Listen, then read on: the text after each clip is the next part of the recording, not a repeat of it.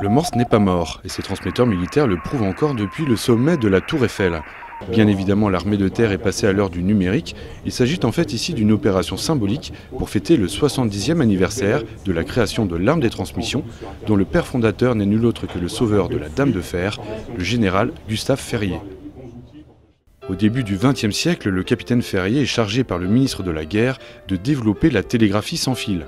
Le 15 décembre 1903, Gustave Eiffel, ami du capitaine Ferrier, propose l'utilisation de la tour comme support d'antenne. Les essais sont couronnés de succès. La tour Eiffel s'avère être l'une des plus puissantes stations de télégraphie sans fil au monde. Elle est sauvée de la destruction en devenant alors officiellement, le 21 janvier 1904, une station radiographique militaire.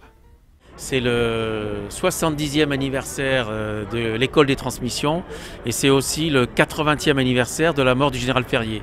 Alors à cette occasion, on a souhaité commémorer ces événements le 14 juillet en faisant des essais de transmission un petit peu comme l'ont fait à l'époque avec le général Ferrier, les transmetteurs. Le challenge pour ces transmetteurs était de réactiver la station radiographique et ça marche. La station est à nouveau opérationnelle, elle émet et reçoit les messages du monde entier. C'est une portée extrêmement symbolique puisqu'on est sur les traces du général Ferrier, initiateur des transmissions modernes.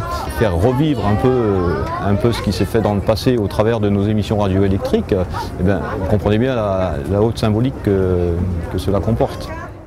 Les transmetteurs de l'armée de terre seront les 13 et 14 juillet prochains sur les ondes HF et VHF avec pour indicatif symbolique TM70TE pour télégraphie militaire, 70e anniversaire, Tour Eiffel.